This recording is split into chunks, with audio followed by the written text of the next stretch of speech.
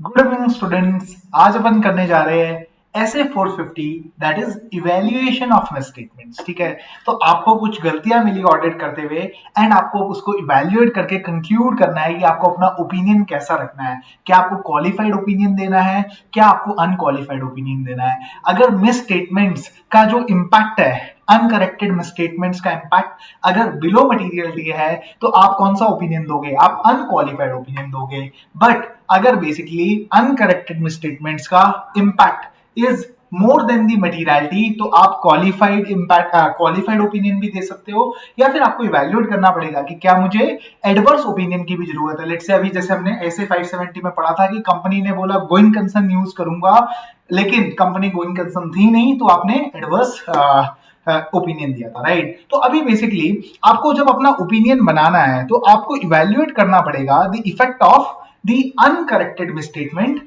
along with some identified misstatement। identified misstatement का मतलब, पहले अपन ना एक काम करते हैं, नीचे फटाफट ना पहले एक एग्जांपल पढ़ते हैं ताकि अपना पूरा माइंड क्लियर हो जाए और फिर अपन आगे पूरा डिस्कशन करेंगे। तो इसमें लेट्स से पॉपुलेशन थी 1 लाख रुपीस की, उसमें से आपने सैंपल ड्रॉ किया 20,000 का, उसमें से आपको गलती मिली 5,000 की।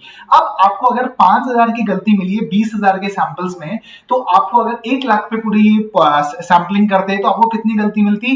25,000 रुपए की गलती मिलती, राइट। उसमें से ऑब्वियसली बात है जो आपने गलती ढूंढी होगी वो तो मैनेजमेंट ने करेक्ट कर दी होगी, तो इसको हम बोलते हैं करेक्टेड मिसस्टेटमेंट, राइट। तो अभी बेसिकली आइडेंटिफाइड मिसस्टेटमेंट क्या हुआ? आपकी आइडेंटिफाइड मिसस्टेटमेंट है 5,000 रुपए। अभी आपने फिर इसे पूरी पॉपुलेशन पे प्रोजेक्ट किया, इसको बोलते हैं प्रोजेक्टेड मिसस्टेटमेंट।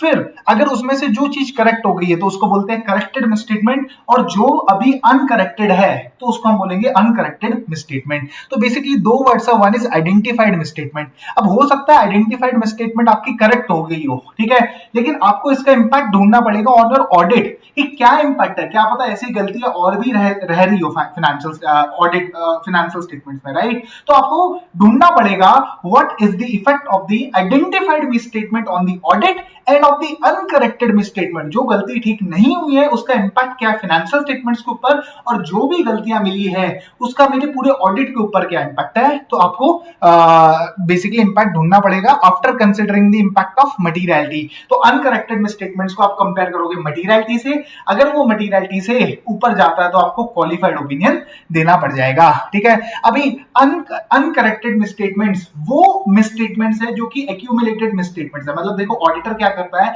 जैसे जैसे उसे गलतियां मिलती जाती है उसको एक डायरी में लिखता जाता है, उसको हम बोलते हैं एक्यूमुलेटेड मिसस्टेटमेंट। तो जैसे जैसे उसने नोट किया कि ये गलतियां मिली है, अगर वो गलती करेक्ट नहीं हुई है तो अगर एक्यूमुलेटेड मिसस्टेटमेंट्स जो कि अनकरेक्टेड रहती है उसको हम बोलते हैं अनकरेक्टेड मिसस्टेटमेंट। तो ये एक ऐसी मिसस्टेटमेंट है जो कि एक्यूमुलेट हुई है and these have not been corrected. अभी बेसिकली ऑडिटर को एक्यूमुलेशन करना पड़ता है हर मिसस्टेटमेंट का, एक्सेप्ट कि वो बहुत ही छोटी ना हो। तो जनरली जैसे बिग फोर कंपनीज में क्या होता है, जो मटीरियलिटी का 5% होता है वो सीटीटी होता है। सीटीटी मींस ये तो बहुत ही छोटी मिसस्टेटमेंट है, इसको मैं थोड़ी ना एक्यूमुलेट करता रहूंगा। ऐसे तो छोटी छोटी मिसस्टेटमेंट्स को भी एक्यूमुलेट करना पड़ जाएगा, तो आपको वही मिसस्टेटमेंट्स एक्यूमुलेट करनी पड़ती है जो कि सीटीटी से अबव होती है, that is clearly trivial threshold से जो अबव होती है, तो बेसिकली आपको उसको एक्यूमुलेशन करना पड़ता है। अभी मिस स्टेटमेंट कैसे अराइज हो सकती है? तो inaccuracy in the processing of data, जिस डेटा को प्रोसेस किया उसकी प्रोसेसिंग ढंग से नहीं होती है ना। तो इनएक्यूरेसी इन गैदरिंग और प्रोसेसिंग डेटा, जिससे फाइनेंशियल स्टेटमेंट्स बन रहे हैं। तो या तो प्रोसेसिंग सही नहीं हुई या जो जहां से डेटा गैदर किया वो सही नहीं हुआ, राइट। एंड हो सकता है कि कोई amount, basically how can miss statement arise, तो या तो गैदरिंग सही नहीं हुई डेटा की या प्रोसेसिंग सही नहीं हुई डेटा की, from which the financial statements are prepared, या फिर कोई अमाउंट ओमिट हो गया या कोई डिस्क्लोजर रह गया, राइट। तो जैसे एग्जांपल ले लो, कंपनी ने कैपिटलाइज कर दिए रिपेयर एक्सपेंसेस ऑफ ₹5 लाख, तो इसकी वजह से क्या हुआ है, हमारा जो रिपेयर एक्सपेंसेस को कैपिटलाइज किया तो हमारा प्रॉफिट्स को हमने ओवरस्टेट कर दिया है, हमने शायद खर्चा को बुक नहीं किया। तो it's an example of a miss statement. तो बेसिकली ऑडिटर को एक्यूमुलेट करना पड़ता है मिस स्टेटमेंट्स। अगर वो एक्यूमुलेटेड मिस स्टेटमेंट अगर अनकरेक्टेड रहती है तो उसको हम बोलते हैं अनकरेक्टेड मिस स्टेटमेंट। तो आपको अनकरेक्टेड मिस स्टेटमेंट्स का इंपैक्ट ढूंढना होता है on the financial statement considering the materiality threshold, and जो भी मिसस्टेटमेंट्स मिली है उसका आपको ओवरऑल इंपैक्ट देखना पड़ता है कि मेरे ऑडिट के ऊपर क्या इंपैक्ट पड़ा है इन गलतियों का। मिसस्टेटमेंट कैसे अराइज हो सकती है? इनएक्यूरेट गैदरिंग ऑफ डेटा और प्रोसेसिंग ऑफ डेटा, या फिर कोई चीज ओमिट हो गई है या कोई डिस्क्लोज करनी रह गई है। अभी आपको क्या जो अमाउंट बिलो सीटीटी है उसको भी क्या एक्यूमुलेट करना? तो जवाब है नहीं, राइट। तो ये अभी हमने पूरा समझ लिया है। अब जैसे जैसे आपको गलतियां मिलती जाएगी तो आपको बेसिकली अपनी audit strategy and audit plan को भी सोचना पड़ेगा।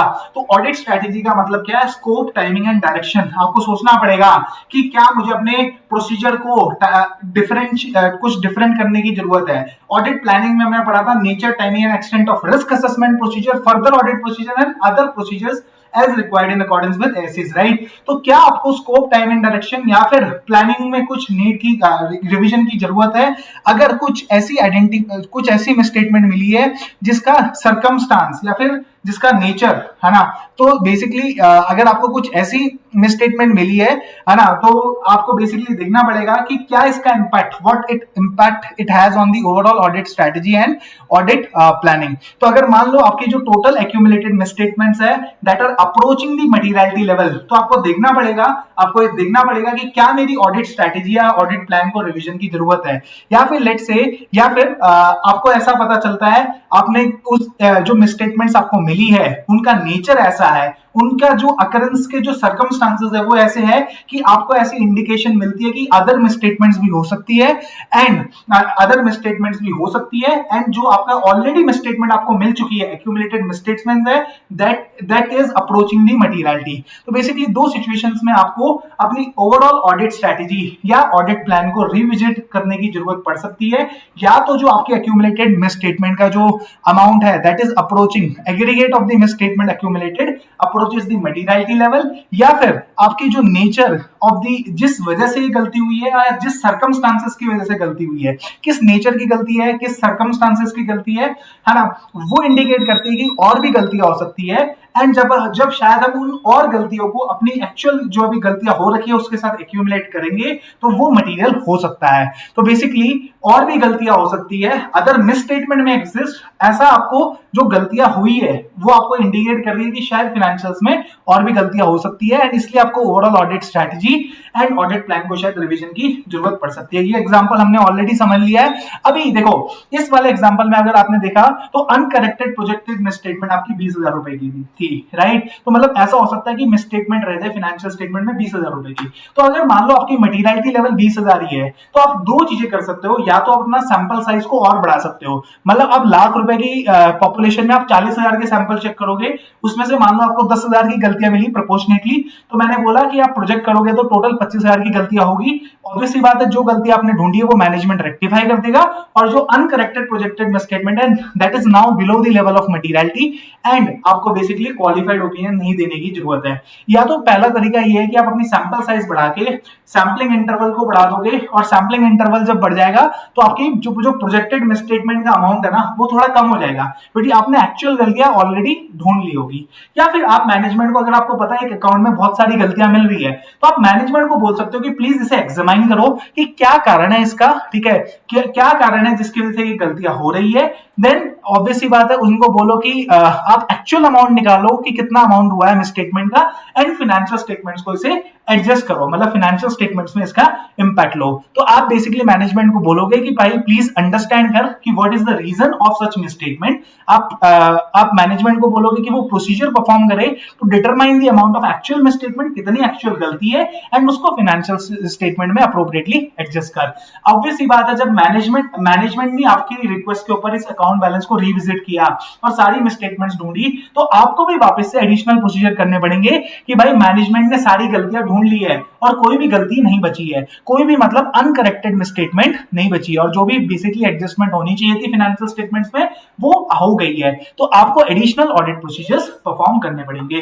अभी आपको मिसस्टेटमेंट्स जैसे जैसे मिलती जा रही है वैसे वैसे ही मैनेजमेंट को बताना चाहिए, क्योंकि मैनेजमेंट को भी तो टाइम चाहिए उसे इवैल्यूएट करने में, उसका बेसिकली इंपैक्ट ढूंढने में, राइट। तो timely communication of misstatement is very necessary. तो ऑडिटर को टाइमली बेसिस पे कम्युनिकेट करना चाहिए जितने भी मिसस्टेटमेंट वो एक्यूमुलेट करता जा रहा है to the appropriate level of management, और उसको मैनेजमेंट से रिक्वेस्ट करनी चाहिए कि भाई प्लीज इन्हें करेक्ट कर लीजिए। अभी मिसस्टेटमेंट तो बेसिकली आपको टाइमली लेवल पे कम्युनिकेशन देनी है, राइट। ये इसलिए जरूरी है ताकि मैनेजमेंट इन आइटम्स को इवैल्यूएट कर पाए, इस मिस स्टेटमेंट को बेसिकली देख पाए, वो अगर ऑडिटर को बता पाए, अगर वो ऑडिटर के पॉइंट ऑफ व्यू से एग्री नहीं करते हैं तो वो वापस से ऑडिटर को बता पाए कि भाई ये मिस स्टेटमेंट नहीं है, जो तूने जो ढूंढा है वो मिस स्टेटमेंट नहीं है, वो एकदम सही है। एंड वो अगर कोई एक्शन रिक्वायर्ड है like adjustment in the financial statements तो वो कर पाए। तो आपको मिस स्टेटमेंट को कम्युनिकेट करना है to the appropriate level of management ताकि वो इवैल्यूएशन हो पाए उस मिसस्टेटमेंट का बाय द मैनेजमेंट।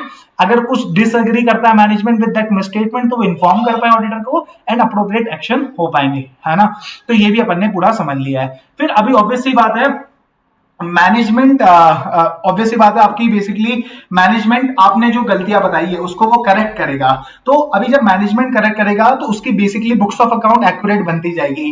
एंड ये फ्यूचर की जो रिस्क है कि भाई फ्यूचर में गलतियां हो सकती है उस फाइनेंशियल स्टेटमेंट में जो कैरी फॉरवर्ड फाइनेंशियल स्टेटमेंट्स होते हैं। देखो बैलेंस शीट एक साल की, अगले साल का ओपनिंग बैलेंस होता है, राइट। तो ये उस रिस्क को एलिमिनेट करेंगे अगर ऑडिटर ने, मतलब ऑब्वियसली बात है मैनेजमेंट को करेक्शन करते रहना चाहिए अगर कुछ जो उसे गलतियां मिल रही है in the financial statement. So this is necessary because आप जब फ्यूचर में फाइनेंशियल स्टेटमेंट्स बनाओगे तो उसमें रिस्क ऑफ मटेरियल मिसस्टेटमेंट थोड़ा कम हो जाएगा because you have already address those misstatements, right. So the correction by management including those communicated by the auditor enables management to maintain accurate accounting books and records, and it reduces the future you can say risk and basically आपने सारा cumulative effect है जो कि prior period misstatements का है वो आपने correct कर दिया है। तो ये बेसिकली अपन ने समझ लिया, राइट। अभी बेसिकली अगर मैनेजमेंट आपको मना करता है कि भाई मैं ये मिसस्टेटमेंट को सही नहीं करूंगा तो आप पहले उससे अंडरस्टैंड करो कि what is the reason for not making the correction. आप उससे पहले समझो कि क्यों वो चाहता है कि हम वो रीजंस पहले समझो कि भाई वो ये बताएगा कि भाई मैं इसे इसलिए करेक्ट नहीं करना चाहता कि ये बहुत ही या तो बहुत छोटा अमाउंट है, या लेट से वो ये बोलेगा कि लेट से ये मेरे हिसाब से मिसस्टेटमेंट ही नहीं है, या फिर वो ये बोलेगा कि इस मिसस्टेटमेंट को इसलिए करेक्शन की जरूरत नहीं है, शायद ये अगले साल में ऑटोमेटिकली करेक्ट हो जाएगा। तो you should first understand the reason. अगर फिर उस अंडरस्टैंडिंग को आप मतलब जो अंडरस्टैंडिंग आपने मैनेजमेंट के रीजन को अंडरस्टैंड करके समझा है उसको बेसिकली आप इवैल्यूएट करना कि व्हेन फ्रेमिंग योर ओपिनियन। फिर आप जब देखोगे कि क्या financial statement as a whole are free from material misstatement तो आप उसको इवैल्यूएट करना। तो बेसिकली देखो मैं आपको समझाऊं फटाफट, एक बार फटाफट अपन रिकैप कर लेते हैं अपन ने क्या क्या पढ़ा अभी तक। तो अपन ने सबसे पहले ये पढ़ा कि अनकरेक्टेड मिसस्टेटमेंट्स का आपको इंपैक्ट ढूंढना है फाइनेंशियल स्टेटमेंट्स के ऊपर, आइडेंटिफाइड मिसस्टेटमेंट्स का आपको इंपैक्ट ढूंढना है अपने ऑडिट के ऊपर। इसका अपन ने कॉन्सेप्ट समझ लिया, जो भी अनकरेक्टेड मिसस्टेटमेंट है that should not be material misstatement, right. अगर कोई एक्यूमुलेटेड मिसस्टेटमेंट है जो कि करेक्ट नहीं होती उसको हम बोलते हैं अनकरेक्टेड मिसस्टेटमेंट। अगर कोई बिलो सीटीटी है तो आपको उसको एक्यूमुलेट करने की जरूरत नहीं है। मिसस्टेटमेंट कैसे राइज हो सकती है? Inaccurate gathering of data, processing of data, या फिर कोई अमाउंट छूट गया है या फिर कोई डिस्क्लोजर छूट गया है, राइट। अगर आपको बेसिकली अपनी ऑडिट स्ट्रैटेजी या ऑडिट प्लानिंग को रिविजिट करना पड़ेगा अगर कोई ऐसी गलती मिली है जिसका नेचर या सर्कमस्टांस ऐसा है कि आपको लगता है कि अदर मिसस्टेटमेंट्स में also exist and misstatements along with the misstatement accumulated during the audit could be material. तो आपको अगर ऐसा लगता है तो आपको अपनी ऑडिट स्ट्रैटेजी, ऑडिट प्लान को रिविजिट करना पड़ेगा, या फिर आपकी जो ऑलरेडी एक्यूमुलेटेड मिसस्टेटमेंट है that is approaching the materiality level. फिर हमने समझा कि अगर ये ऐसी सिचुएशन आ जाए जहां पे आपकी projected misstatement is almost equivalent to the materiality level, तो बेसिकली आप या तो अपना सैंपल साइज बढ़ाइए या मैनेजमेंट को बोलिए कि भाई इस पूरे लेजर को आप खंगालिए, आप रीजन ढूंढिए what is the cause of such misstatement, आप इसमें से अमाउंट निकालिए कि एक्चुअल मिसस्टेटमेंट का अमाउंट कितना है and you need to adjust the financial statement for this reason, right. अभी आपको बेसिकली ऑडिटर को कम्युनिकेशन करना है on a timely basis to the management of all the accumulated misstatement. ये इसलिए जरूरी है ताकि मैनेजमेंट उस मिसस्टेटमेंट को इवैल्यूएट कर पाए, नेसेसरी एक्शन ले पाए, एंड अगर वो उस इंफॉर्मेशन से एग्री नहीं करते तो ऑडिटर को बता पाए, राइट। अब फिर हमने पढ़ा कि अब ऑब्वियसली बात है आप मिसस्टेटमेंट्स को करेक्ट करते रहिएगा मैनेजमेंट, इससे आपकी किताबें क्लीन होती जाएगी एंड आपके इससे रिस्क रिड्यूस हो जाएगी क्योंकि जो आपके फाइनेंशियल स्टेटमेंट फ्यूचर में बनने वाले वो सही बनेंगे और उनके ऊपर कोई भी पुराने पीरियड की गलतियों का इंपैक्ट नहीं होगा। ये भी हमने समझ लिया, राइट। फिर हमने बोला अगर मैनेजमेंट कोई चेंज मिसस्टेटमेंट को करेक्ट नहीं करने को बोल रहा है तो आप पहले उसके रीजन समझिए, आप उस रीजन समझिए कि वो क्यों नहीं करना चाहता है। अब आप उस अंडरस्टैंडिंग को इवैल्यूएट करिए when you are framing your opinion on the financial statement as a whole that they are free from free from material misstatement, right?